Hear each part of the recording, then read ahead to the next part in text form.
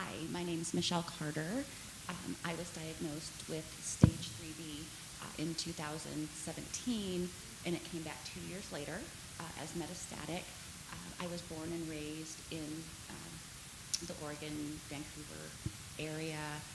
My husband and I own a junk removal business, so I still, even with MBC, like it's been stated, it's not the end of everything. It's not the end of your life. You can still go on and do things that are relatively normal. And so, yeah, that's kind of my journey so far.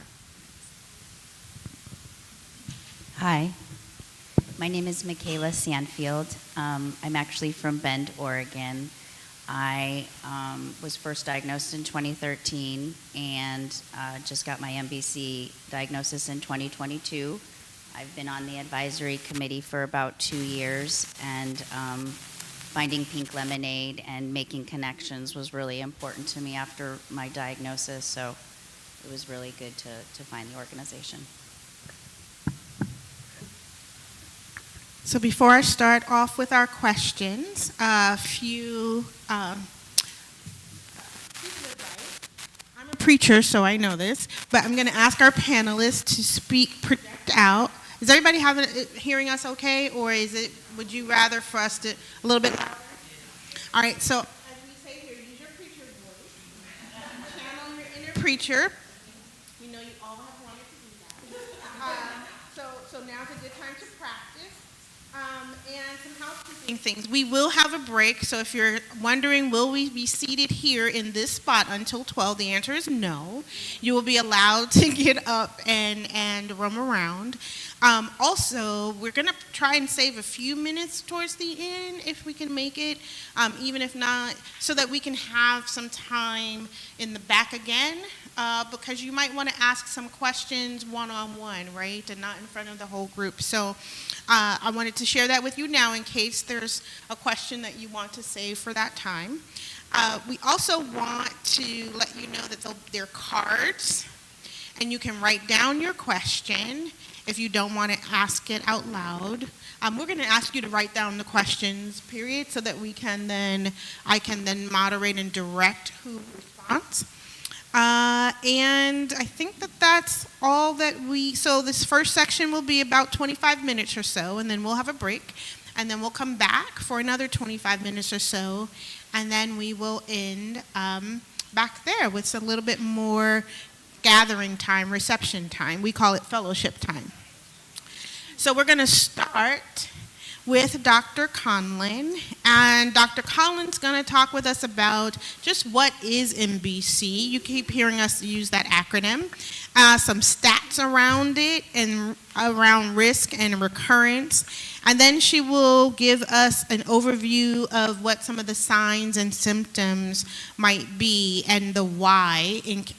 No pressure, but the why it can come back. So I'll turn it over to Dr. Conlin for that. Thank you. Yeah, I would say we're here all to talk about metastatic breast cancer, MBC, and that means that the breast cancer is no longer localized. So you heard a few people on the panel talk about having stage 3B or 2B cancer. We use a staging system in cancer to talk about kind of how risky we think it is, and the most common way we do staging is how big is the tumor size, what are the lymph nodes involved, and then has it spread somewhere outside of a local area. So all different cancers have all different kind of criteria for that. Boy, was that hard for the boards to remember all those parts. I did not enjoy that. But in breast cancer, generally, if it's in the breast and in the armpit lymph nodes, it's localized. So it can be a stage 0, a 1, a 2, or a 3, but stage 4 is MBC. Stage 4 means it's left the local area and moved somewhere else in the body. So it has traveled to somewhere inside, not just the local lymph nodes. Like the common places would be the bone. For some reason, a lot of cancers like to go to the bone. It's a little conversation, I think, of that happens between the bone cells and the cancer cells and why they like each other. Or lymph nodes that are not just in the armpit of the same side of the breast, but kind of inside. There's lymph nodes all over our body that kind of drain dead cells. Or the lung, or the liver. Those are probably the four most common with breast cancer. So breast cancer, we think about it as different types. The way my colleagues and I talk about it is not so much the stage as much as does it have a hormone sensitivity? So you hear things like it's a hormone positive or a hormone negative. You heard one of the panelists mention, or actually Reverend mention, triple negative breast cancer. That means it doesn't have hormone sensitivity. It's estrogen and progesterone negative. And then it doesn't have the thing called the HER2. So we just have these little kind of buckets. We like to put things in categories in science so that we can kind of decide how they're similar and how things are different and how to kind of proceed along little pathways. We're very pragmatic, kind of checkbox type people that go into medicine and science. So we think about breast cancer a little bit about the biology. What does it feed on? What makes it grow? And therefore, what things can we use to treat it? Metastatic breast cancer, because it's traveled outside of that local area, we can't just do surgery and radiation. A lot of people on the panel had surgery and had radiation to kind of the local area of their breast or their armpit. But metastatic breast cancer, the cells are everywhere. They're somewhere else. They've traveled. So if we can see it or can't see it, we know we have to use medicines that kind of go everywhere. So I am a doctor that gives medicines. A medical oncologist gives chemo or pills. I don't do the surgery part. I don't do the radiation part. And my medicines help treat people with metastatic breast cancer. So everybody on this panel who has metastatic breast cancer has a doctor like me who's pretty much in charge of their care forever. When it has, forever. Forever meaning as long as the patient wants that care to be there. But we are the main kind of guides of their care when they're receiving medical care. We use a lot of chemotherapy. So you heard some people on the panel talk about chemotherapy. That's generally, medicine that's for cancer. Sometimes it makes you lose your hair or feel sick. It has side effects. We use targeted therapies. We use hormonal therapy. So that's kind of where we do treatment of metastatic breast cancer. It's important to note that what I was taught, is metastatic breast cancer is not curable, but it is treatable. So people have metastatic breast cancer forever, basically, and usually women die of it, but they can die of other things, of course. We're all dying of something. It's kind of the most zen way to put it. Well, it's probably not the most positive way to put it, but we're all here with something going to happen to us. But metastatic breast cancer is not something we can really eradicate usually. So we're always treating it, and we're always giving treatments as long as a person is wanting to do that. We kind of want to understand that question of how do we know? What's the why? The why is very difficult to know. We try to, the staging system helps us try to guess, is it a really likely event that it'll come back or pretty rare? But that's all based on lots of people, and you're one person. So when one person is sitting in front of you, statistics really only tell you a likelihood. I kind of feel like it's a worry factor. How much should I worry or not about this? And sometimes it's how much should we do or not do. We don't want to harm everyone, but we want to help the people we can help. So I don't know if Regina wants to take a moment to mention there are databases to help us try to track how likely will these things happen. But of course, they're from 10 years ago and things like that, and our science keeps moving forward. So I don't know if you wanted to comment on the database. I did, actually, because one of the first things that I did, and I'm a bit of a data wonk, having done some research in my time, I was wondering, as soon as I was diagnosed metastatic, that was the first thing I asked was, how long does a person live with a metastatic diagnosis? And I want to encourage every one of you not to look at Google, because you're going to get AI's interpretation, which is really myopic. All of that data is based on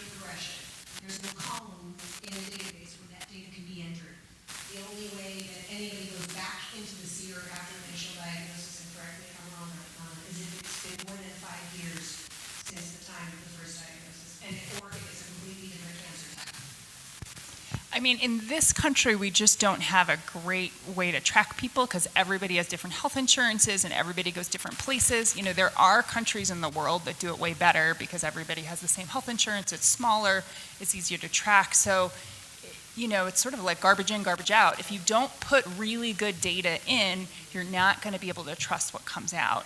So most of the research that we would use, like if I'm talking to a patient who really specifically wants to know that question, like how long am I likely to live at this point in my treatment? Which, I mean, my almost immediate response is, let me go get my crystal ball, because I honestly never know that answer, of course. But if we were going on a new treatment, many of the new treatments capture something called overall survival, which means how long is that person going to live, which means they have to follow that group of women that go on that trial for several years, which means maybe that treatment we used 5 or 6 years ago, now we've moved on to something else. You know, the science moves so quickly that sometimes by the time we know the answer to the question, many years have passed, which is great news for those women, but does not help the next woman who's sitting in the office with me. So I can say what a median overall survival would be, which, you know, there's all these statistical things. You could take a lot of time in statistics and talk about a mean, a median, a mode, those types of things, but really doesn't always help that one person sitting in front of you, which is very hard because that's the only person you all are looking for the information for. Well, and I think the other thing that, I contacted folks at the CR to make sure that I was interpreting this piece of information correctly, and they confirmed that yes, it is true, that the majority of the cases of metastatic breast cancer in the CR database are people who were diagnosed metastatic the very first time they ever had cancer. We call that de novo, right? Metastatic cancer. They did not have anything before it, which means that if you did have a different form of breast cancer before it, like I did, and as you heard on this panel, all of us did, Yeah. and there's a really strong community sort of anecdotal database that says the majority of people with metastatic breast cancer, like maybe 70-30. I was going to say more. In most of our clinical trials, it looks like maybe 15% are de novo and 85% are recurrent, meaning they had something, they were cured, they had some period of time where they were told, like many people on this panel, you're fine, stop worrying about it, the whole thing, and then it came back, and so that's a different, that won't get captured, So right? the database is really only capturing that 15% of the population. That's not the majority of people with metastatic breast cancer, which means that if you had a different form of breast cancer before you got metastatic, that database is not about you. The numbers in that database do not apply to you, which is great, because the number in the database, and granted the number is growing, it was 22 months when I was first diagnosed with median survival. Now it's 27 months, 25 I mean, it depends on the subtype, so I It think, is creeping longer. So even in that population of people who were diagnosed metastatic from the get-go, de novo, it's longer than it was. But that's only true for that population of people, and that means there is no data about the rest of us. So you can do whatever you want.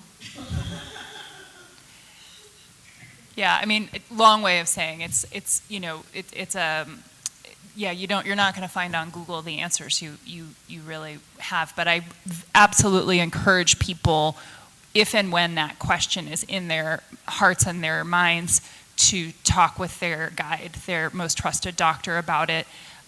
Because I wouldn't just flippantly say I'm going to get my crystal ball and not tell you. I would try to give all the answers I could and say, always, we just don't know. But here's what I know from the most recent information. I'm going to conferences like, at least 2 to 4 times a year. There are things we can know. Always, there are other factors involved. So it's hard because people really want to know, but may not always get that answer. So, yeah. Great, thank you. So I'm going to now ask each panelist if they would, in a minute or so, answer the following question. How did you know? Let's start on this end. I would say that I was kind of under suspicion that something was going on for probably about 6 months to a year. I started feeling the fatigue that I had felt when I was first diagnosed with breast cancer, but because of everything that was going on in my life at the time, I just thought it was life circumstances. But when I look back, it was really evident that I was having to stop and catch my breath. I was not sleeping well. I was experiencing a ton of lower back pain. That was another indicator for me that, again, I just thought it was life. So I would see those were the big two indicators for me, were fatigue and back pain.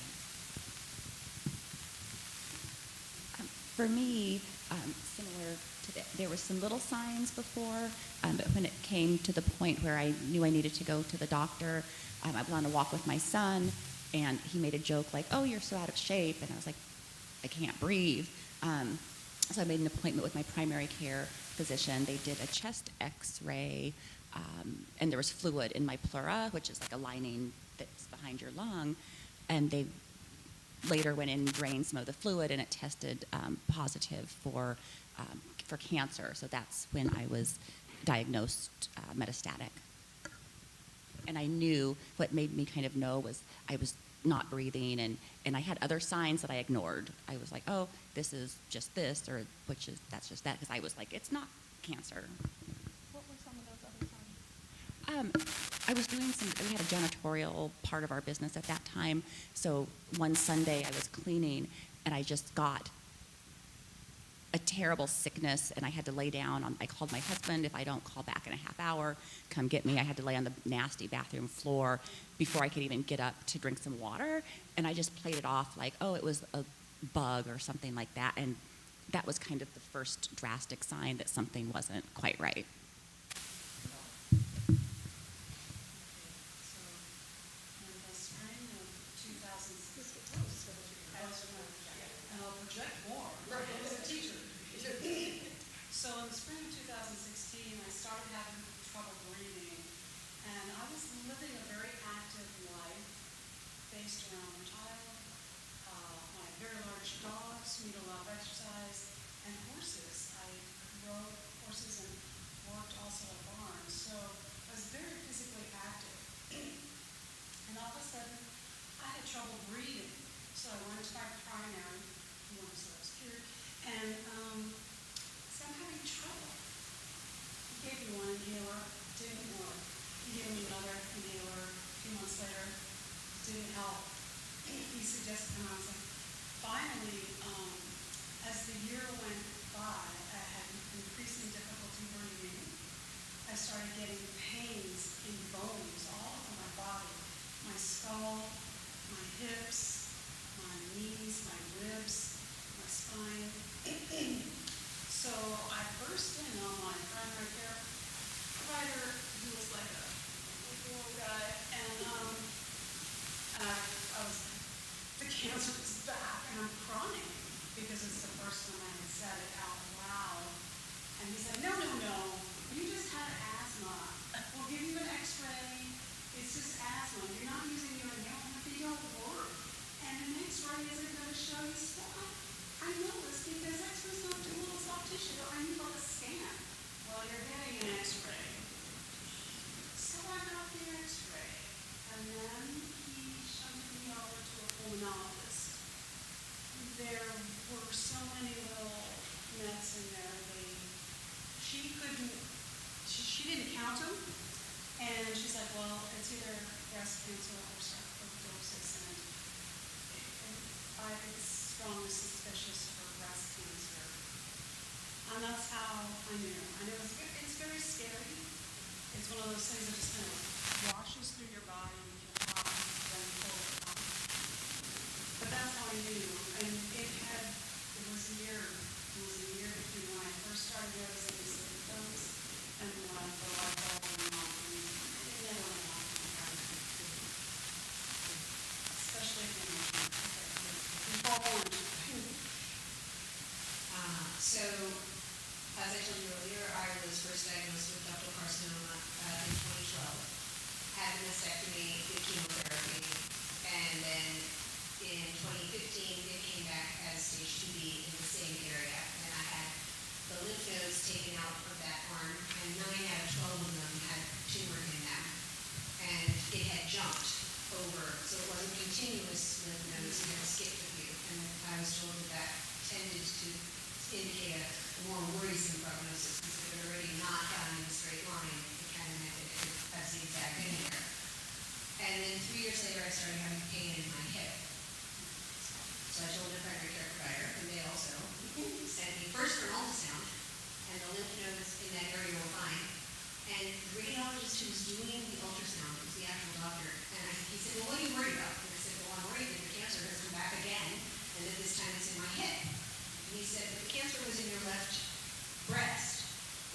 the lymph nodes don't drain that way. It couldn't have come back in your right hip. I remember thinking, I'm just a naturopath, but my medical training is more extensive than that, and once it's in your lymph nodes, it can go anywhere, so I don't know. Anyway, so the ultrasound was negative, and the pain continued, so they sent me for physical therapy for 3 months, and that helped, but the pain continued, so I had to keep going back to the primary and say, it still hurts, can I get another scan? So they sent me for an x-ray, and the x-ray was normal, go figure, the x-ray was normal. And that was September or October. Pain did not get better, pain got worse. I was having trouble walking, I was limping on my hip, and finally, they were like, well, here's my you're still having pain, fine, we'll send you for an MRI. And the MRI showed that I had a 9-centimeter tumor that had, and I remember the word, right? You read these words and you're like, oh, that's me. It had obliterated my right hip socket. You don't want to see that. So I essentially knew it had come back long before the evidence indicated that it truly had come back. And to this day, I think it's interesting that an x-ray would not show a 9-centimeter tumor that was there a month later. So clearly, just the x-ray's capacity to identify a lesion like that, it's not sufficiently sensitive. So you need to ask for the MRI, you need to ask for the CT, and you need to keep pushing forward. There's nothing that is listening.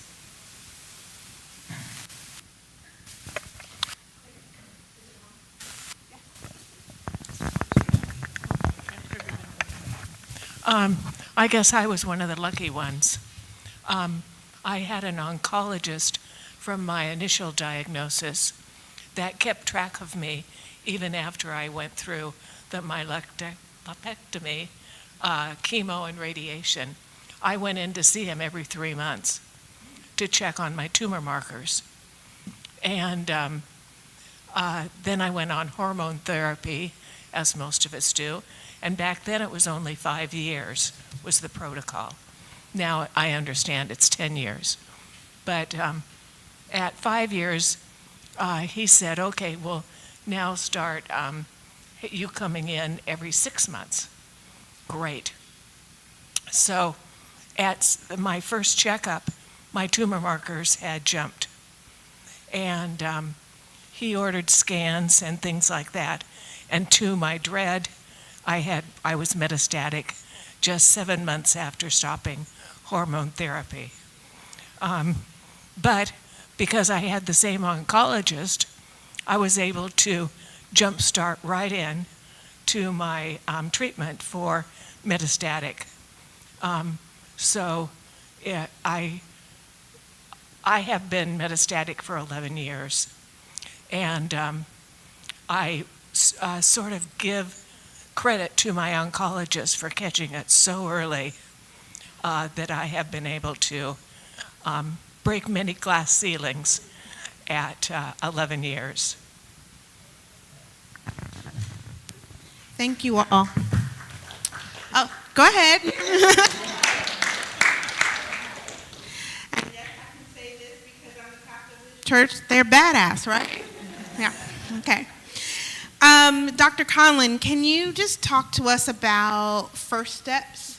I got this diagnosis. How do you even find an oncologist who will take you seriously? And what are your navigation options? How do you even get to the oncologist in the first place? Yeah, I mean, if you're Shirley, you're lucky, right? I mean, she mentioned that she already had the relationship, but many people, when they're diagnosed with metastatic breast cancer, maybe have already finished a relationship with that oncologist. They moved away and were told you don't need one again. I don't follow all my patients I've cured forever because then I wouldn't have time to see anyone else because so many women are cured. We're not talking about that today. But, having a relationship with a primary care provider that you trust is critical. What you heard on this panel was some experiences where people did not feel that trust. They did not feel heard. They kept going back. They kept asking questions.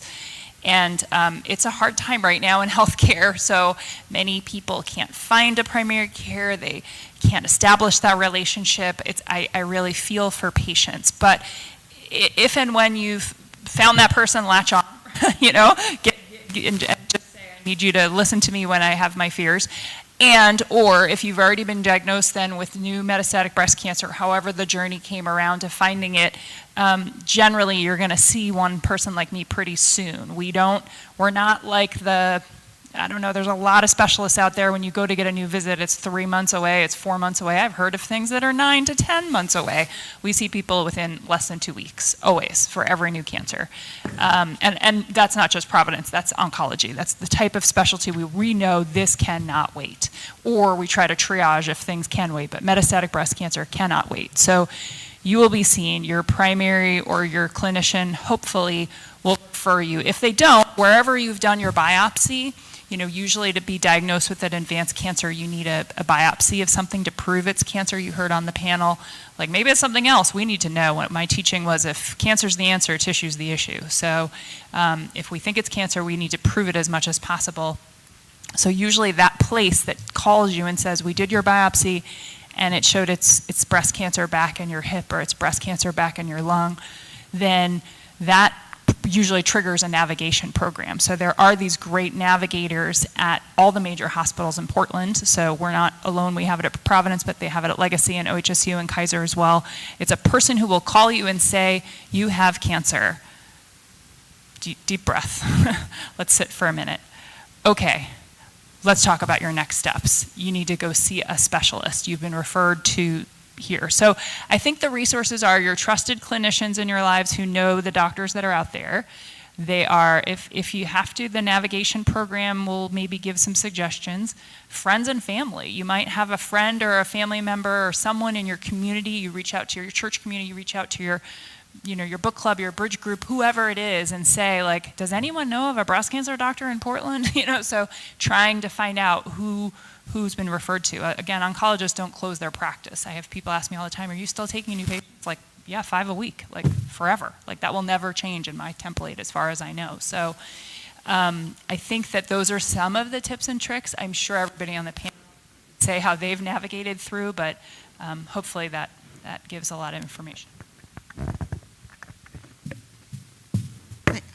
1 second. Thank you. I just want to do a check because if you've ever had breast cancer and you may not have MBC yet, this can be triggering. So I just want to pause and ask if you're okay. And if you're not, raise your hand. Okay. Okay. All right. You guys are good too? Okay. You had a question.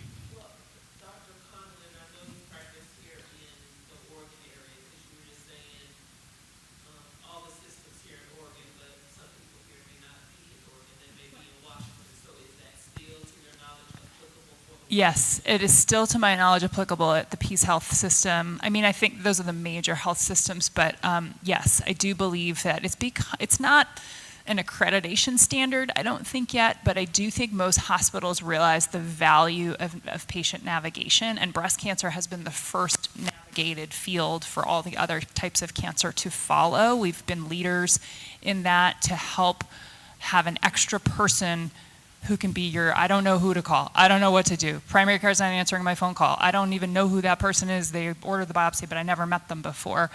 And that's then the navigation person calls you and says, I'm your guide. I'm your resource. I will help you connect the dots. Thank you. So in our next section, I wasn't completely accurate before. We have another section before break, but please, at any time, feel free to get up and use the restroom or get something to drink and come back in. We are not holding. All right. Now, these personal stories, and I'm going to call on certain folks to share certain aspects of their story. So, Michelle, what is the reality of day-to-day MBC from your perspective? And we are similar to you, but ours didn't go away, it says. So my day-to-day, it's quite similar to before I had cancer. It's just different because I have certain limitations depending on what type of medicine. Usually you take a medicine, it gets resistant, you progress and you go on to a new medicine, and each medicine has its own, I'd like to call it its own personal hell and its own personal positives. Oh, can everybody hear me? Okay, great. So on an average day, I wake up, I drink coffee, hydrate, depending on which medicine I was on at the time. But kind of a recurrent theme was it takes me like 2 or 3 hours to kind of regulate in the morning for my body to come back to like a normal. I think it's hydration. The body does a lot of stuff overnight. So it changed how, like if I had a meeting I needed to go to, or if somebody wanted to schedule an early morning meeting, I would have to make excuses like, oh, my schedule's full. I can't say, oh, I don't feel good because of whatever reason. So it changed the dynamic of how I schedule things, how I meet people, and that was a big part of it.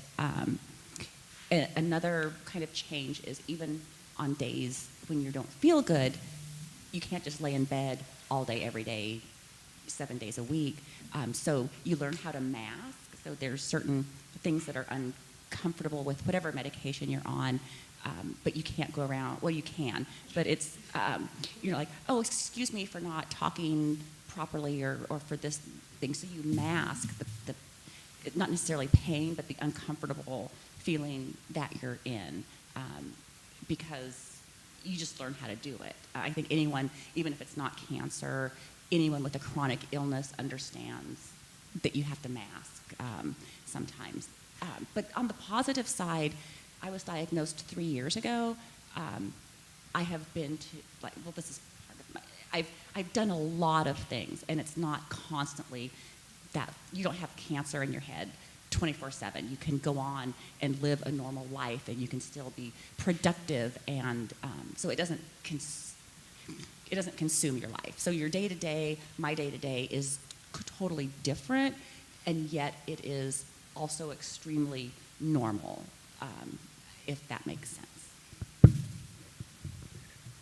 Thank you, Michelle. Now I'm going to call on Marilyn to give us some advice about how to prioritize life so that it's more meaningful.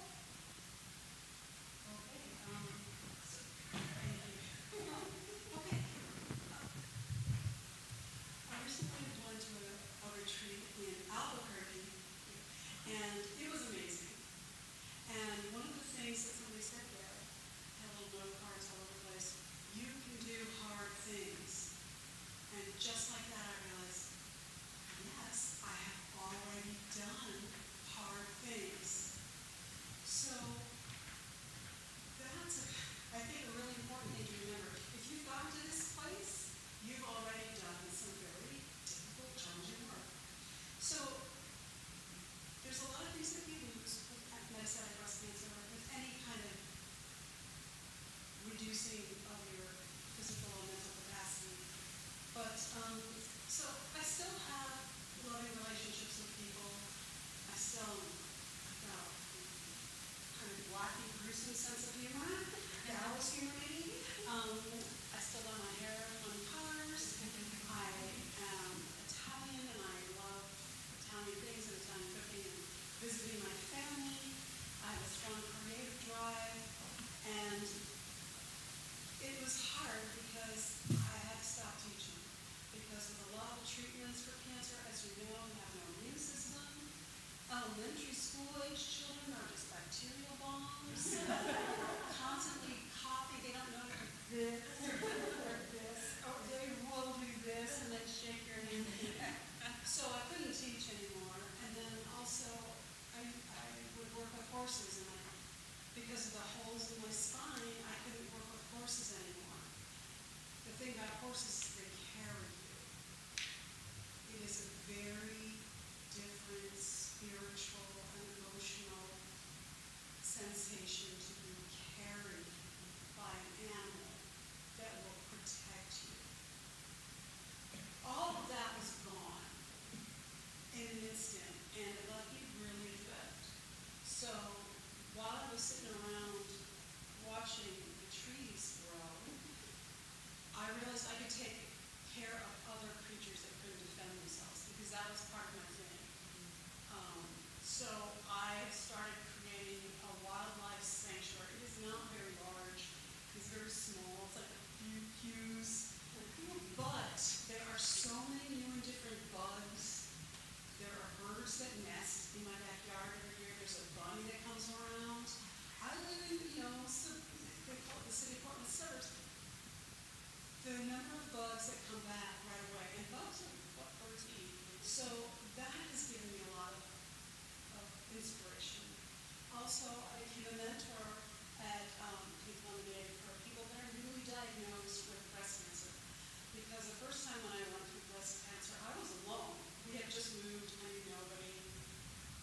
I don't want anybody to have to deal with that. It is scary, and you're not alone. There are lots of women who get metastatic breast cancer, just have to find us. So I prioritize my life by looking at places where I can feel good, people that genuinely are mean to me. I don't have time for that, so that's how I prioritize my life. I look for beauty everywhere I can find it. There you go. Great, thank you. All right, so this question I'm going to ask Shirley and Michaela to weigh in. Can you give us some tips on dealing with all relationships? Oh, this will be fun. Once you are diagnosed. This one, I think it is. My cheat sheets. Oh, okay. Is it on? Is it on? Okay. Oh. How I is I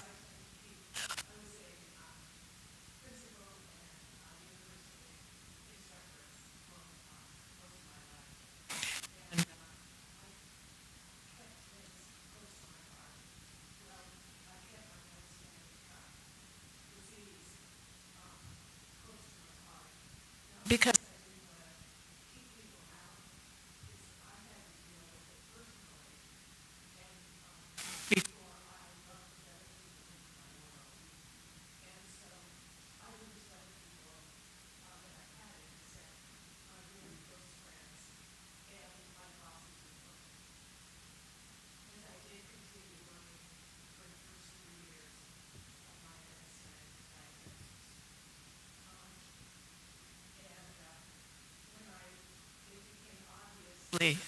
when I lost my hair, had to get a wig.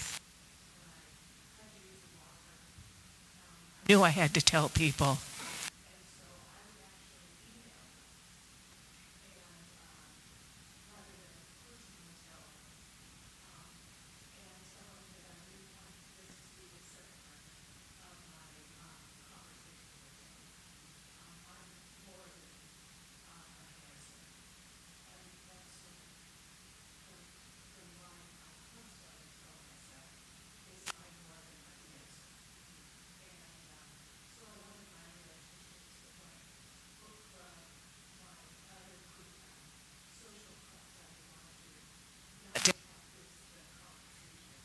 They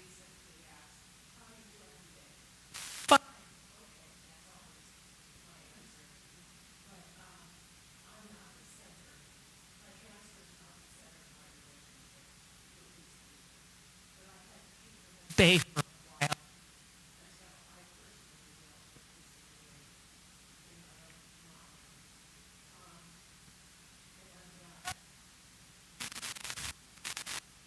Michaela, do you have? I'll turn it over to you, Michaela. To answer this, I'm going to tell you just slightly a little bit about my personal story because I didn't share that with you guys. I was first diagnosed in 2013, and at the time my kids were 7 and 3. So the relationships and how I handled relationships then was very different than with my MBC diagnosis. The first time around, I felt to be very open. I let people know. I let people in. I isolated a lot. But then my second time around, when I got diagnosed with MBC, it was 10 years later. And my kids then were, almost 17 and 13, so it was very different. And the first time around, I had felt to protect my children because they were so young, and so I didn't share a lot with them. And when I got my MBC diagnosis, my daughter came to me and she said, "You can't do that to me again. I really need to know what's going on.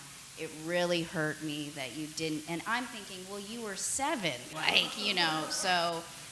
But realizing the importance of just open and honest with your caregivers and your immediate family, because on the level that you feel comfort to do, because I think they're yearning for it. The other thing I've learned is when I do talk to friends and family members, sometimes I will limit the medical terminology, the detail about the treatments. I'm thinking they're following me, they're getting it, and then at the end of the conversation, they'll say something to me and I'll think, well, you didn't hear anything I just said. So I try to keep it really simple because I realize it's hard for people to follow what your treatment is and what you're going through. Friendships have been very tricky with me as well. People I thought that I could rely on that would be there were not. It literally said, "I cannot deal with this. I don't know how to interact with you." People who were just kind of softly in my life and kind of to the side have stepped up in ways that are unimaginable.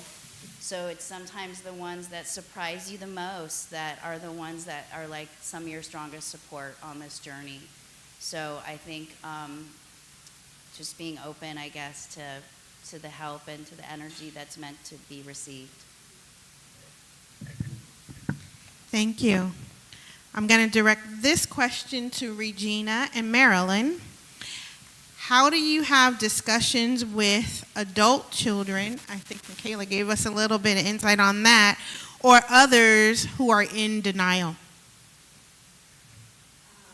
So I think when we were prepping for this, Michaela and I were kind of commenting on the fact that we are opposite sides of the coin here. I think because my background was in medicine, I tend to lean into talking, and I think using some of the jargon. And I think for me that actually helps me kind of objectify myself. And so if somebody doesn't want to hear it, or they ask a question and I start answering them and I can see them kind of glaze over because they didn't really want to know, they were just being polite. I've kind of taken this really quick, I have a quick litmus test. It's like, is this a person that it's worth it to me to make an effort to keep them in my life? Or is this a person who cannot handle what is going to transpire? Because I may end up dying of this, and I am not dying of it right now, any more than the rest of us are dying of anything else today, right? So that's not where I dwell. And I try to let them know that, and I try to ask them, are you okay, like putting a pin in this, so that I can come back to you later when I need you? Like, when I need you means maybe I can't walk, because that has happened to me. The cancer got into my spine and it crushed my vertebrae, and I could not walk. And that's when I needed people. I needed people to bring me things. I needed folks to drive me to the doctor. I needed folks to go and get me a walker. Those very pragmatic things. And there were folks that I knew that I could reach out to that I hadn't spoken to in a long time, months, years. But they had promised to be there for me, and I knew that they were solid. And there were other folks that had said the same, and I knew they didn't mean it.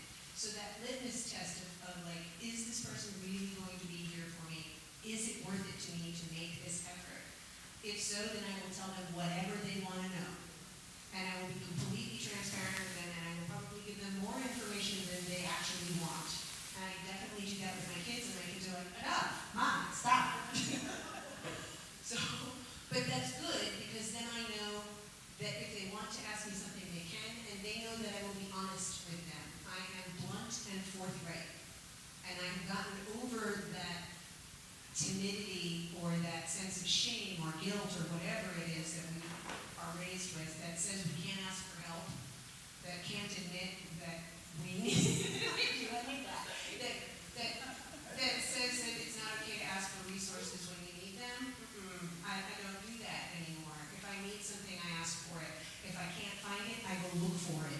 I send somebody to go and be my advocate to do it, or I will advocate for myself until somebody hears me. So I have changed my way of being in a way that I think is keeping me alive. And I am not afraid to ask for the resources or find the resources that I need in order to do so. And I will encourage everybody else in the same position to do the same. Absolutely. Yay!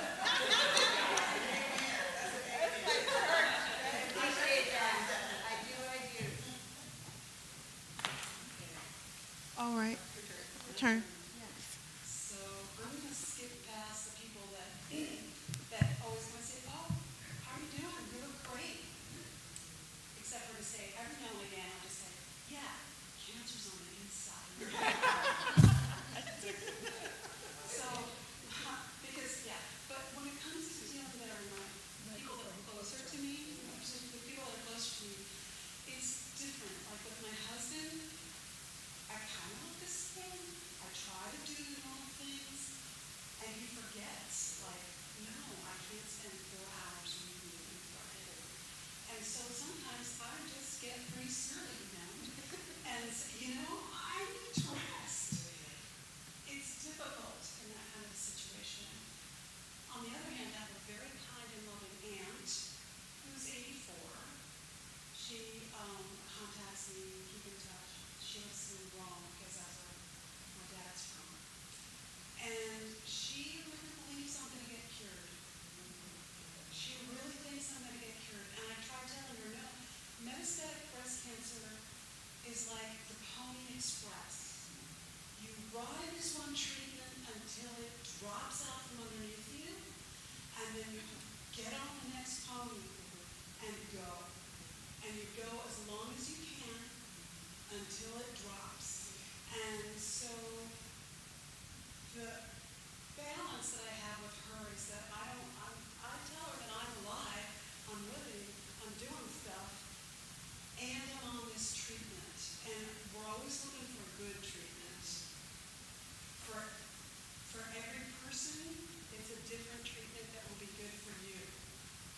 What's good for me to not work at Regina. What worked for Regina and Shirley, after 10 days I was in the hospital. So everybody is different. So you have to deal with the people that are there and accept them for where they are. If you give them too much, it's a burden or it just runs right off. So you have to kind of, it's a person by person thing. Except for, random strangers that are like, oh, but you look so great. Thanks. I think I need to sit down. But you will know who you're going to tell, and who you're going to smile or say, Thank you all. I know we have people who don't have MBC, but who have new diagnoses, and those who are online. If I may take a minute, everything that they said applies to you too. Because this is the one point in your life where you get to be the center of what you do. You work from now the inside out. I have 3 best friends. One of them I didn't talk to for 2 years because I knew that when I told her I had cancer, she was going to fall apart, and I didn't have time to take care of her and me. So the job of the other 2 was to deal with her and her feelings and keep her away from me for 2 years. She could send me cards, but I couldn't. And it was painful, but I had to choose me. So that's one thing. Second thing that we haven't talked about, but we're in a place, is faith. The SEER database and all of that stuff, that's all. But you get to decide that I am a person of faith, and I'm going to have faith walk alongside me with all the other treatments too. And so, hear me when I tell you this, that means that you can't let everything come into your ears.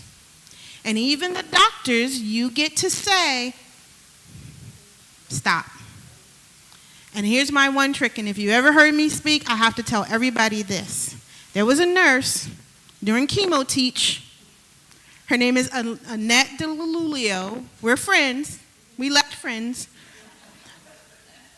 But during chemo teach, she told me, this is going to happen to you, this is going to happen to you, and the third this is going to happen to you, I said, stop. You are not in charge of what is going to happen to me. God and I have already had a conversation.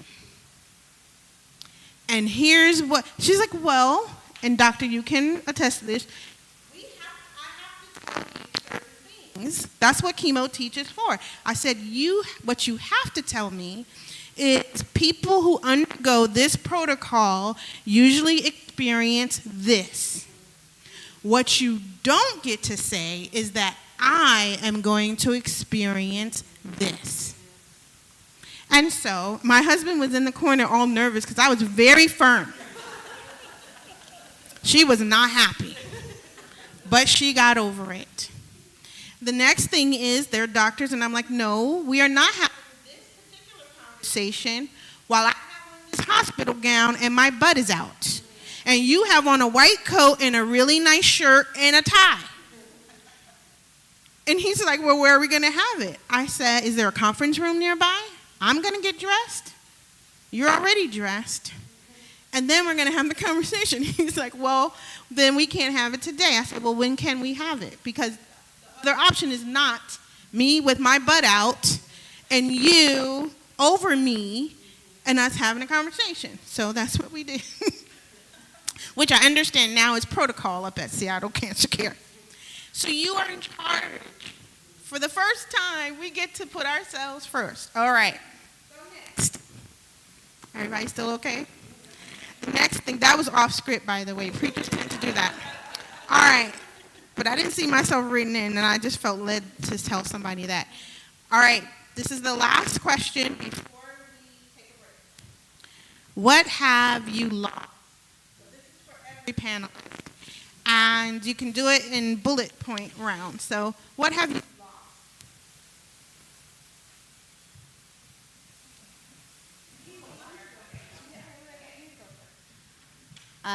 That's a loaded question because it's like, where does it start and where does it end? I would say I'm going to do some of my main things. Career was a big one for me. I'm sure that's a big identifier for our identity. We all kind of, our careers define a lot of who we are. Giving that up, accepting that I didn't have the strength, the physical strength to do what I needed to do to work. So accepting retiring early, future plans and dreams with my husband, accepting that the chances of me growing old, I'm only 51. I was first diagnosed when I was 39. I just know that my path is not going to be as long as I had anticipated it to be. So that's been a great loss. And a sense of control and stability. I feel like I'm constantly living in these zones of gray areas and just not knowing what's coming next or what it's going to look like. And that feels like a big loss too. Just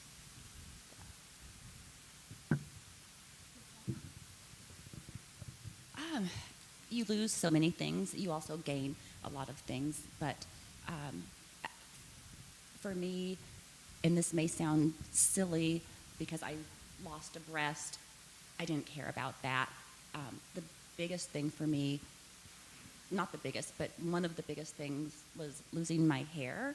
I'm biracial, and it was one of the things that was my identity. It's like people and I got picked on relentlessly when I went to a rural school, and I was called every name in the book because of my hair, and I hated it, and I was like, why can't my hair be straight?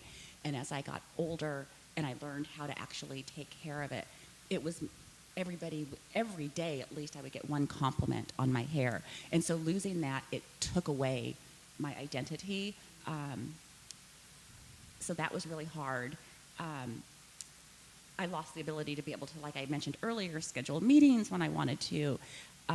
Another big thing, I could go on for an hour, but it's the future that I always imagined I'd have. I have 2 adult sons. They don't have girlfriends. I may never get to meet my grandchildren if they choose to have children one day. It's not as bad as women who have small children and they are metastatic. They have a whole different set of problems to deal with, but it's still something I've lost. I'm not going to have the big family gatherings with grandkids running around. I can't say that I won't, but the odds of that are slimmer than they were at one point, and that's the hardest for me. It's not being able to have this life I thought of being in my 80s and 90s like everybody else in my family lives to. So. Yeah, I think for whatever kind of diagnosis of like metastatic cancer, the biggest change was the ripping away the illusion of control. There's I can't even control what my body does, especially some of the side effects. Which, by the way, if you ever have diarrhea, major diarrhea as a side effect, I have this little bidets that just wash away the rear. Get one, it's like hundreds of dollars in toilet paper and your butt. So, oh my God. But this is off script as well. So, yeah, that whole thing of not having the plans for the future, it's very hard. And I remember shortly after I was diagnosed, I was walking down the street with my daughter, who was like 24, 25. And I said to her, I know you think I've been a really good mom, because I've really tried very hard to be a good mom. And she said, yes. And and I said, but I think I would be a much better grandmother. This is a young woman who has never had a steak. And so she turned around, she's taller than I am, and she put her hands on my shoulders and said, that sounds like a you problem.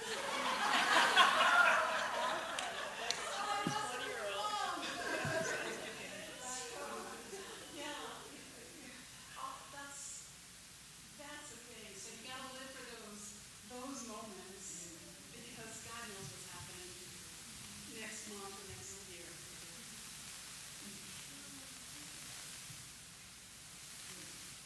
And yes, it feels a little trite to have listed what I listed after some deep and heartfelt. Yes, I feel those things as well. But one of the things that I lamented was the loss of my libido. Right? It was like I had this, like Michelle, you had this gorgeous, sexy hair. It was like I was this like little energetic sprite. I loved it. It's like, and now I look at that and I'm like, who is she? I used to get crazy lusty, and now it's like that's amusing. It's just not there anymore, and so I miss that. I miss the energy level. I miss being told, oh, you're such an energetic person. You have such sprightly energy. People still think I have sprightly energy. They have no idea what it used to be like. Probably actually better for most people. My energy level has come down. Probably more people are happy about that, but not me. So, anyway. This one works. What I lost most was my independence. The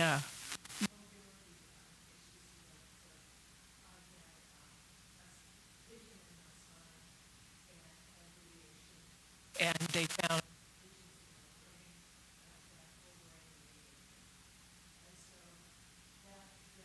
required me to use walkers and canes. I have to say, I gained a chauffeur, which was nice. And with the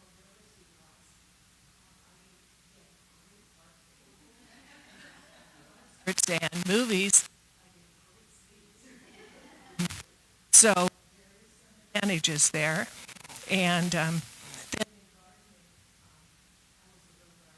to garden.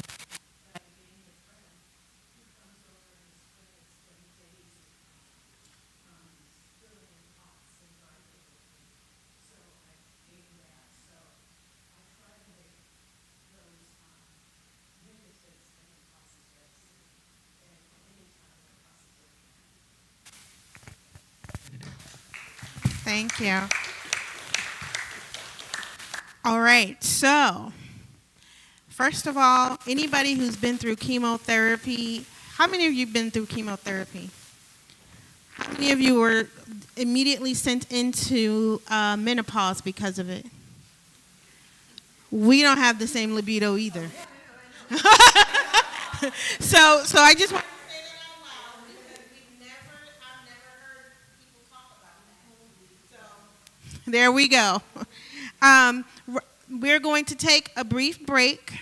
Let's make it about 5 to 7 minutes.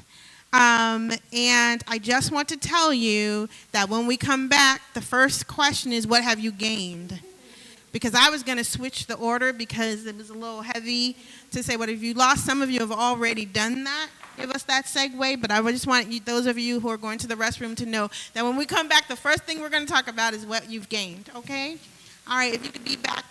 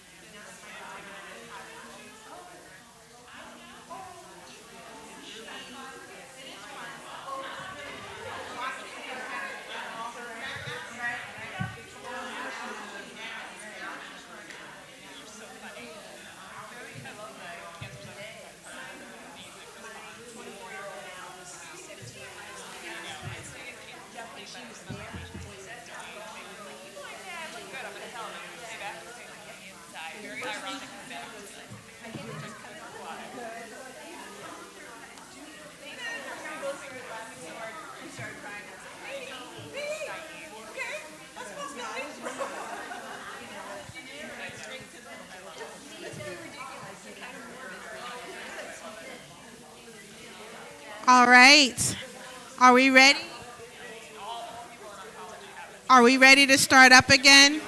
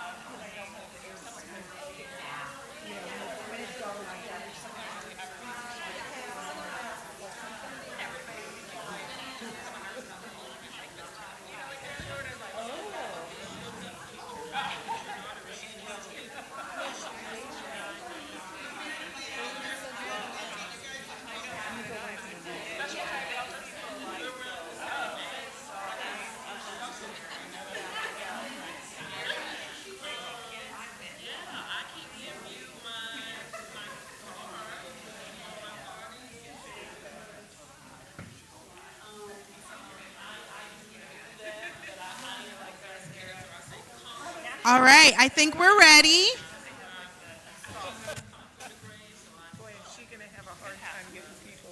I don't know where my really fine, handsome husband went. Oh, there he is. I think we're ready to start again. We have more questions. But if you wanted to keep that, so I got one for you. Oh, great, thanks, Sharon. All right, welcome back. Marilyn will join us, but I want us to start so that we can get to your wonderful questions. I promised that we would start out with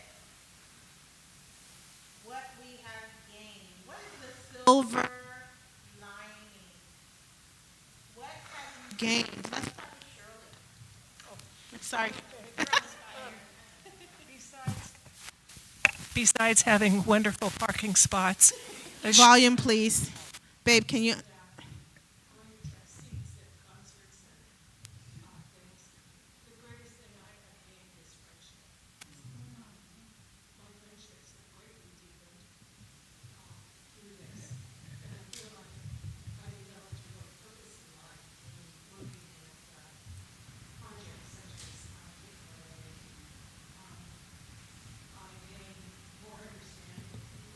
more empathy.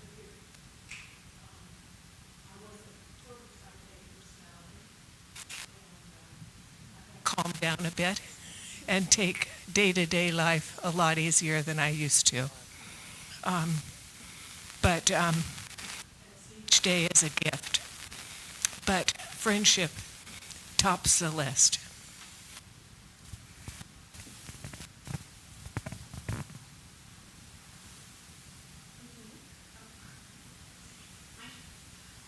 I would say probably greater equanimity.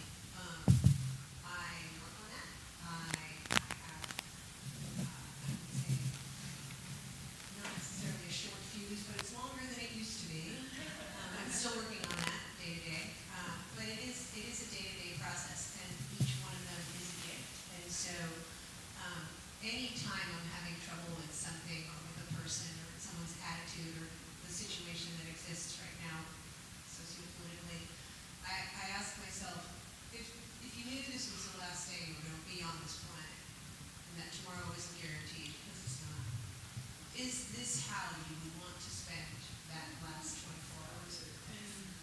And the answer is almost always no, right? So it just changes it for me. It just changes the things that used to bother the heck out of me now just don't seem quite as significant as they used to. I don't have to win the argument. I don't have to be right. I just don't, because I want to still be here tomorrow, and I want to still have perhaps a relationship with this person tomorrow, and so it just everything now seems much much easier to have it wash off my back. You know, if it's not threatening my life today, it just doesn't matter as much as it thought it did. So I can choose what my interactions are like in a way that I wasn't able to before, and that has given me an enormous amount of internal peace and more calm, and I really appreciate that. That ability, again, that's sort of litmus test of what falls by the wayside and what do I decide I want to carry.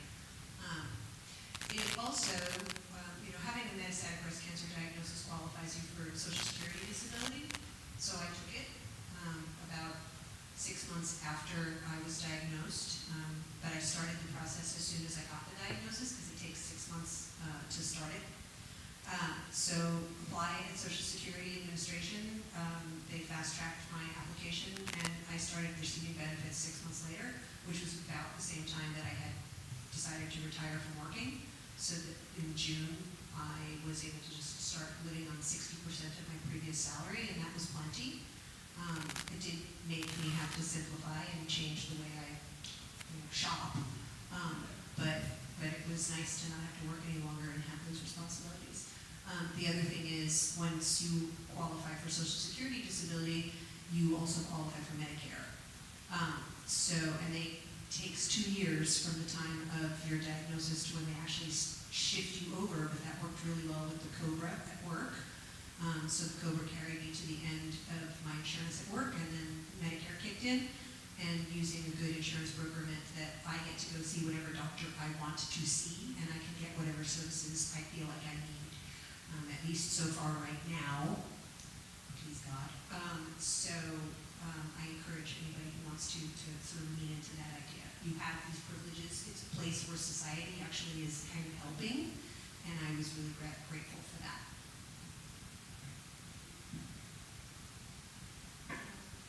So, as a data New Yorker, I have a very type A, make a long list of things to check my long personality. But the first time I went through cancer, I found all of these lists that I would make of things I had to do and say, I don't even remember writing this. So that part went away, and now actually, like Shirley said, it's a lot more, it's day to day. Some days I get up and I'm going to make a big dinner, and I'm going to read and do a couple loads of laundry, and the other days I'm just going to like, you know what, I'm just going to watch the leaves bounce in the breeze. That's what I can do. So I've gained a lot of acceptance, a lot of tranquility. I still swear at the drivers. But sometimes I'm like, oh, they must be having a hard day. Find some peace, you know, or whatever. But so it's a balance. It's a mix. It's a stew, like everything else in life. I've gone from being my family's fastest walker to the slowest walker. I'm the slowest in everything now. I'm used to moving to New York minute, you know, so it's different. And what's also different is I've moved from being a New Yorker who would be very judgmental about that.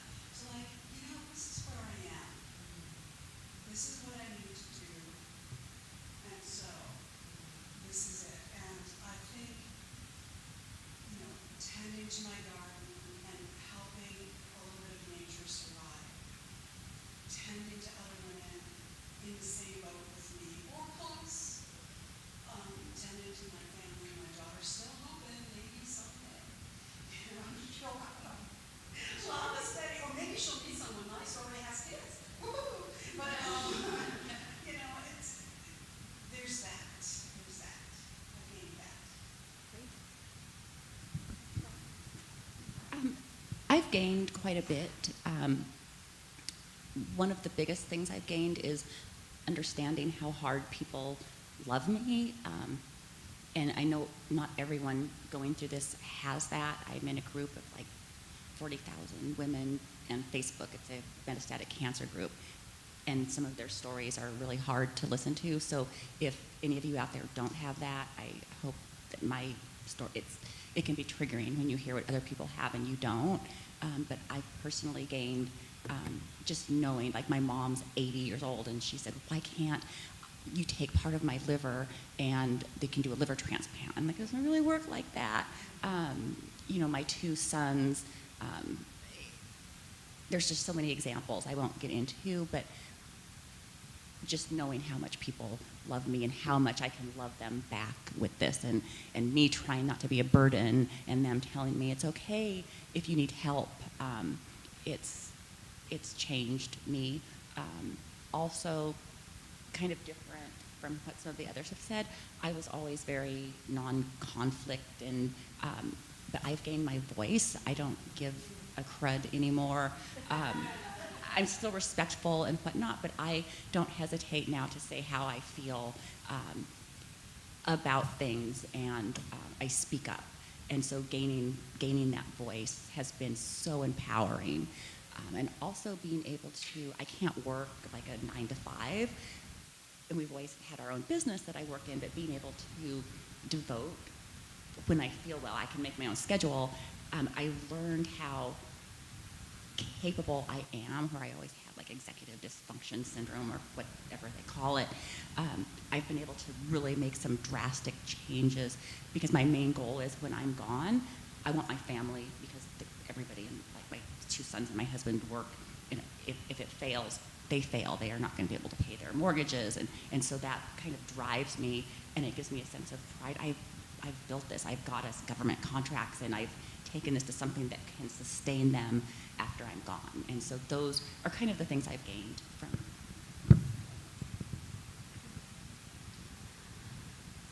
I would say definitely not sweating the small stuff is something I've learned. That was a big one for me.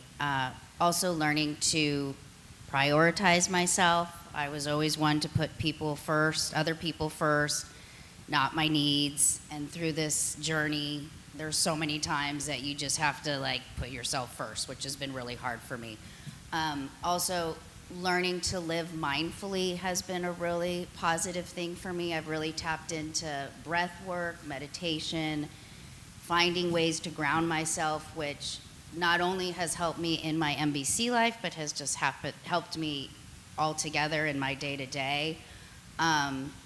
Digging in and finding how much grit that I truly have, because I think it's when we're put to these tests that we really are like, wow, you're a pretty strong, amazing person. And sometimes it takes that mirror in front of you to see that. So that's definitely something I've gained.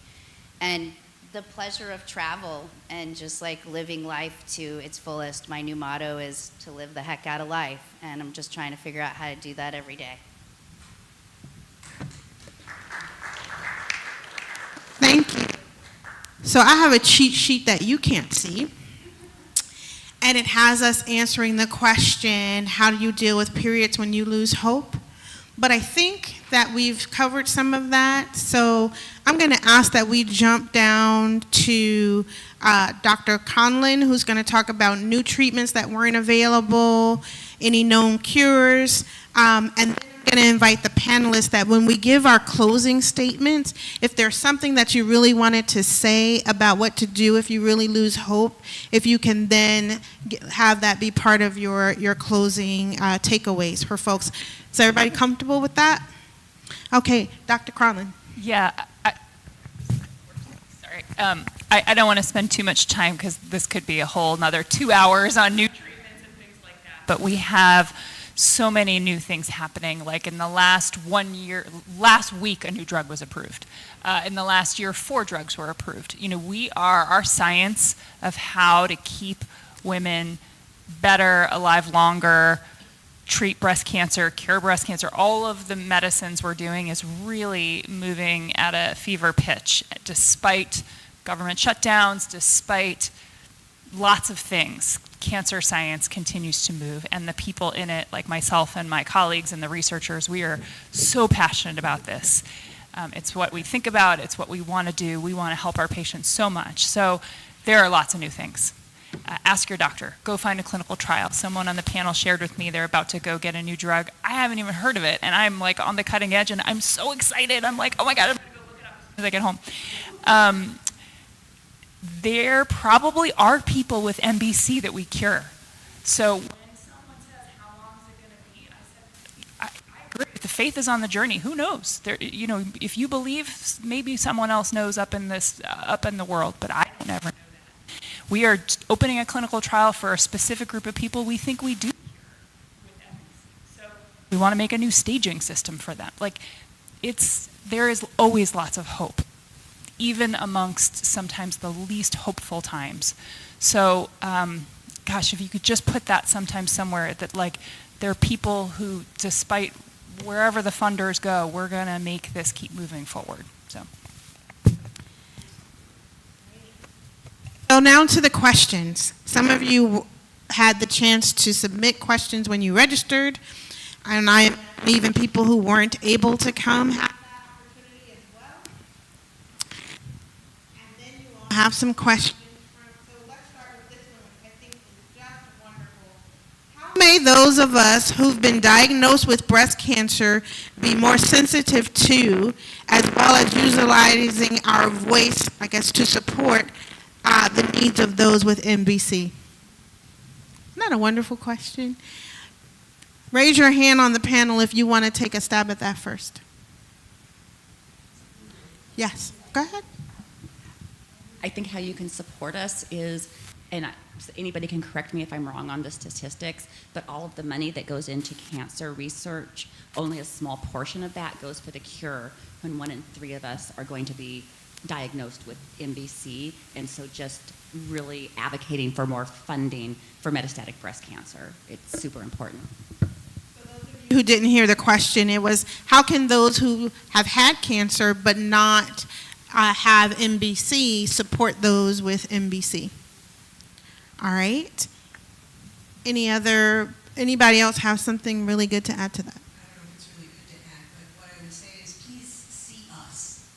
Please don't be afraid of us, because a lot of times we get sequestered. I mean, even at seminars, we'll be like, oh, if you've had breast cancer, but you're in remission now, you go in this group. But if you have metastatic, you go in that group. You guys don't mingle.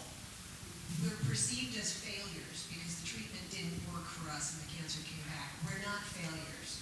We are sort of, the way I look at it is we're the best manifestation of what is possible because we are living with the cancer. We've got termites. We're going to have termites for the rest of our lives. That doesn't necessarily mean that the house is falling down. So see us, include us, talk to us. We're not scary. We're still alive. Amen. One of the biggest reasons is fear, because you represent our greatest fear. And so it's selfish. I'm naming and saying it's selfish of me, right? But that's what it is. All right. What are some ways to improve quality of life and life expectancy? Anybody want to take that one? I think we shared some ways, but anybody have anything else great to say? Can we do Marilyn? Okay. It's really hard. I grew up in a very tough but privileged home. My mother was a psycho. My siblings all have deep psychological and emotional problems. They are not nice people. I love them. I wish them well. I hope they have happiness. And I'm not going to speak to them ever again. So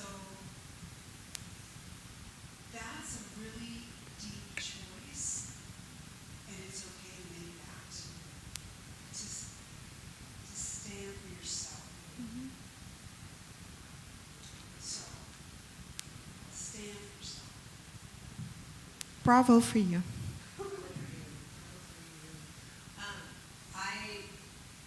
I want to encourage everybody who finds themselves in this boat to not only advocate for themselves, but like lean into the survivor community and find out where the resources are that you need. Because one of the things that I discovered, and I've heard it a lot from my sisters, is that we don't even know what is available for us unless we happen to bump into somebody that has discovered it before us and so knows to tell us about it. When I was at Providence, I was one of my vertebrae crushed, and I was having significant problems, moving my arms, moving my muscles, walking, all of that. And I was referred to a neurosurgeon within the Providence system who found it, showed it to me. This vertebrae that you used to have is gone. And I said, well, what do we do about that? That's always my first question. When I was first diagnosed metastatic, the question I asked my primary care worker, well, what do we do about that? And she was like, let me think about that. It's like, no, you gotta have an answer ready for us. So I asked the neurosurgeon, what do we do about that? He said, there's nothing I can do for you because I can't screw into another bone. Your bone's not healthy enough. I can put you in a full body cast, basically, but all my patients hate that. And luckily, I had been in a clinical trial at OHSU, completely different healthcare system, and I had been handed by their palliative care staff a menu, 2 pages long, of all the different kinds of interventional therapies that they offer at OHSU. And one of them had been kyphoplasty, which is where they put cement in bones to make them stronger. It's used mostly for osteoporosis, but we have that because we accelerate, the aging process when we're put on all those aromatase inhibitors. So I said, what about kyphoplasty? I asked the neurosurgeon. He goes, oh, you're an excellent candidate for that. And I said, then why didn't you suggest it?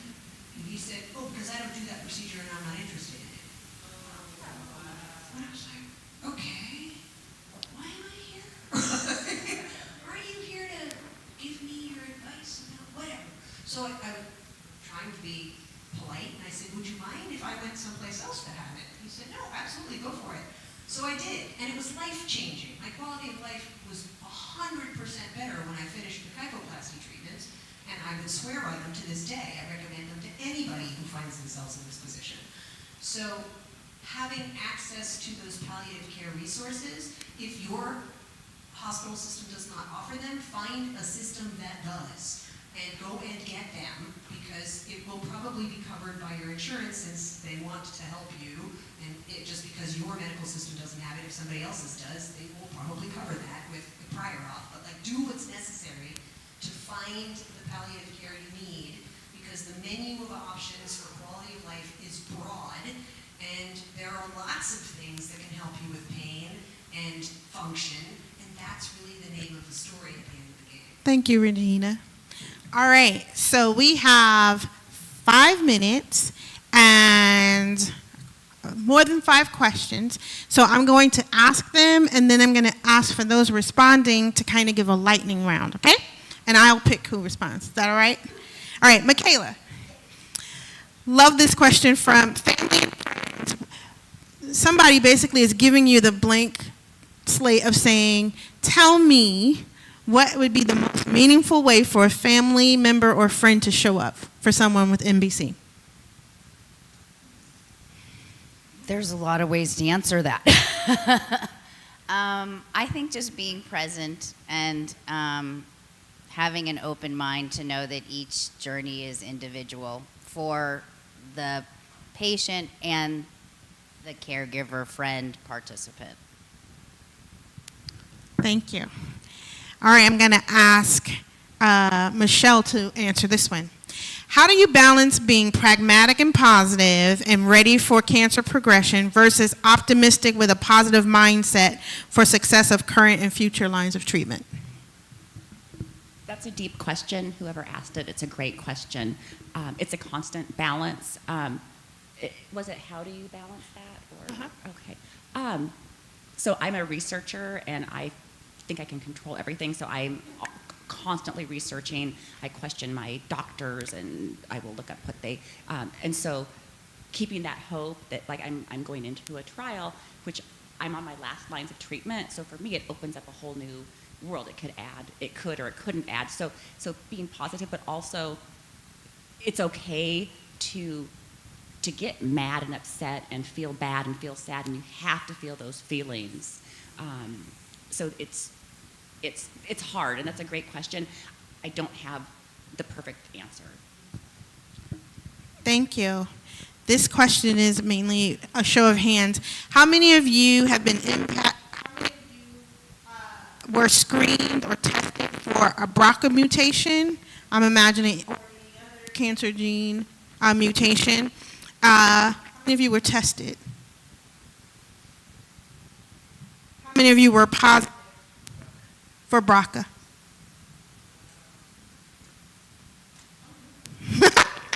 Anybody was positive for any other mutations? Are there others? Okay. Yep. Okay. All right. Mm-hmm. And then how did you inform family members that could also be positive? Telephone call?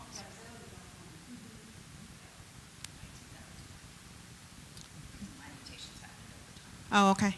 All right. I just told them. All right. This just says hyperbaric oxygen therapy indications. I don't know what that means. Usually Dr. Conlon? wound healing is actually what it's indicated for, but some people like to use it for other things that have less evidence. Already.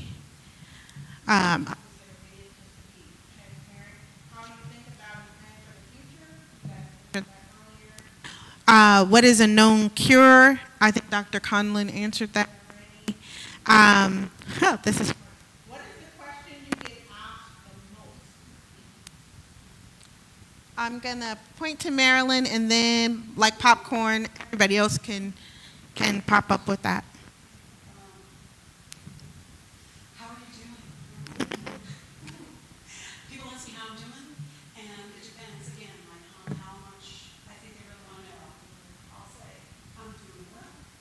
If I'm feeling like crap, I'll say, it's an okay day, but I'm still here, I'm still here.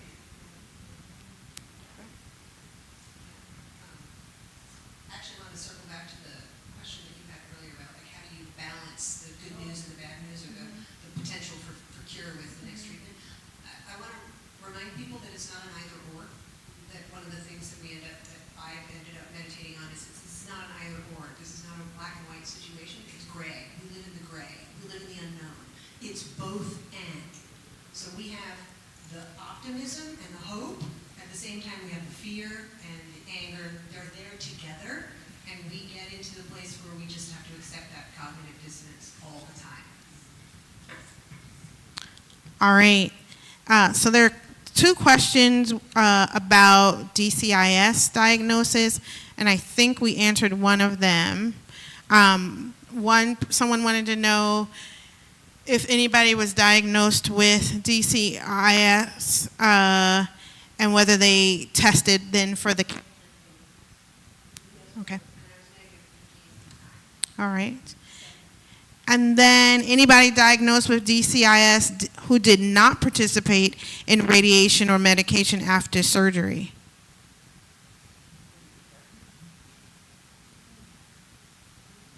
Okay. Nope, they all did it. Okay. There was some delay, but they all. What, Dr. Conlon, I think I heard somebody whisper, what's DCIS? DCIS is like the stage before invasive breast cancer, so it's local, and the worry with it is that it'll come back then years later as invasive and then could spread. So DCIS itself doesn't spread, but the kind of invasive that it comes back as. So the treatment's really trying to prevent the next step that could prevent the next step. All right, and then there's a question that says, do you wonder what causes or links contributed to your diagnosis? Shirley? Do you ever wonder what causes or links contributed to your diagnosis? You know how we all feel like it's our fault? Oh, no, I don't wonder. It's just, it is what it is. And I need to move forward and live with it, so I don't spend a lot of time thinking about why I got diagnosed or what brought it on or anything, because I don't think that has any positive outcome. It's not going to help anything. I just need to move forward. That's one. Yes. Only because I think that's amazing, but it's also okay to wonder. I wonder from a factual level, not because, oh, what did I do wrong? But there's so many different things that can cause cancer. Stress, toxins in the air, genetics. So we'll never know what caused our specific cancer, but there's many, many, many reasons, and it's okay to wonder, what was that one trigger that made me get cancer? I wonder all the time. Yes. I think, I've met a lot of women with MBC, and I don't know about everyone here, but the women that I have spoken to, they've had difficult home life when they were as a child. And then I do believe that pressure chemicals are part of that soup that creates cancer. And I think that there's also significant stressors will reduce your immune system. So I think it's a soup. I don't think there's one silver bullet. There's lots of little things, and all of a sudden you end up with a party. Thank you.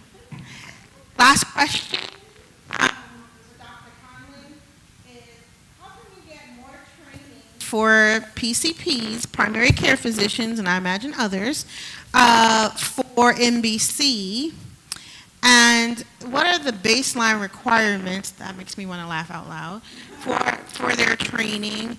And while you're answering that, can you talk a little bit about what might be available in terms of new therapies? I think we kind of talked about this, like stem cell therapy was. Yeah, I mean, there are a lot of different treatments. I would say for a primary care doctor, let's remember they're sort of trying to think about every single thing. Cancer might be on the list, but there are many more common things. So I sort of, we have people here on this panel, but if we were to include a better statistical analysis, we'd have 700 other people who came to the doctor who had breast cancer before, who said, I'm worried I have cancer and my back hurts and I can't breathe, and they did not end up having it. We're seeing a skewed perspective today. So we'll have grace for our PCPs who have a very, very, very difficult job where they have to think of every single thing under the sun. I'm a specialist. I think of one thing. So I tell my patients all the time, like, if you call me, I use my brain to think about it from a cancer perspective. But please call your primary care first, because chances are it's not going to be cancer. But, let them think of all the easiest stuff. And then if you're still worried, call me, because I'll think about it a little bit of a different way. So their training cover all the bases and keep you safe, and their jobs are very hard. I do not envy that. I did not want to become that. I thought I did, and then I didn't. Became a super specialist instead. Well, we're glad you chose what you chose. Okay. First of all, I'm going to do this out of order. Can you all just join me in clapping for our panelists and thanking them for their candor and for their courage and being badass. Yes, I said it again. All right. I did it out of order because I wanted their voices to be the last voice that you heard today, not mine. They're going to just give you just their thoughts on if you could take away one thing from today's conversation, what they want you to take away. I'm going to give them a second to think about that. You have a program with you, and in there are some takeaways. And so, no pressure. I'm going to ask Michaela to start. What's the one thing you want this audience and our television, video, whatever, audience to take away from today's discussion? I think that we all are our own individual, and we all have our set of challenges in our life, and I think that we have an incredible amount of strength that hovers deep inside of all of us, and sometimes it takes life's challenges to really tap into those, and it's in us all.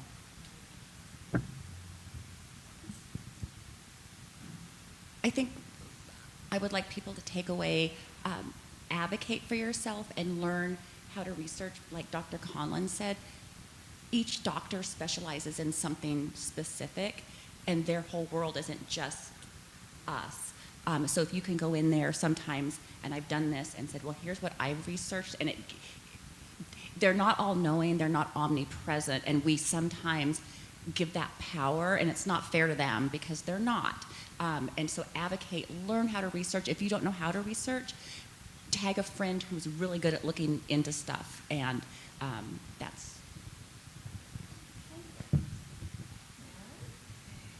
Every body is different. Every brain is different. That's the reason for sex. So we have different things, different creatures that will survive different stressors. What works for me doesn't work. We are.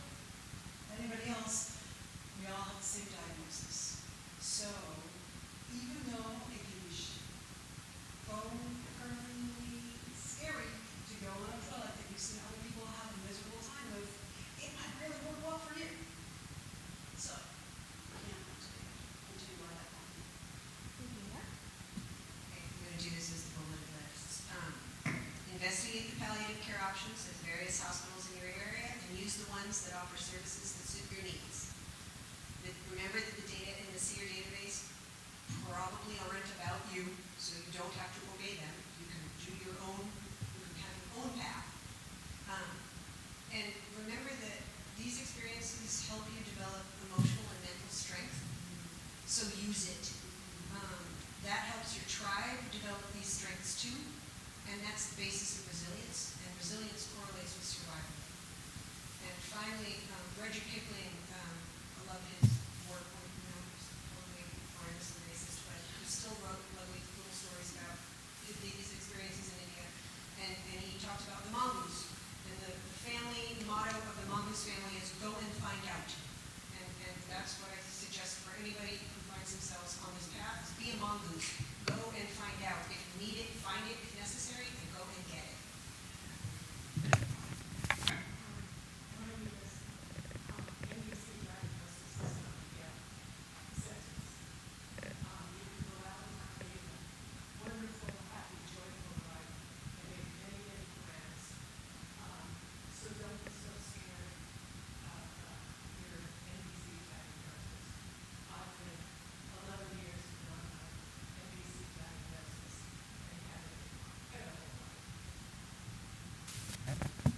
Dr. Conlon? I was unprepared for this question. I did not think I would get it, but I would echo that everybody should have some hope for the next parts, but it's still okay to feel that same dissonance of, I always say it's okay to be like, it's really terrible. You know, you don't have to wear a pink sweatshirt that says cancer sucks, and you don't have to, you can just feel bad about it, but also know someone's got your back. Your doctor, your people, someone's got your back. Can I piggyback really quick Yes. off that? It can be an extremely isolating experience. Breast cancer, MBC, any of it, and there's a community out there, and to find them, because it's really a life preserver when you connect with people who are walking a similar path. Be to say that God loves you, whether you choose him or not.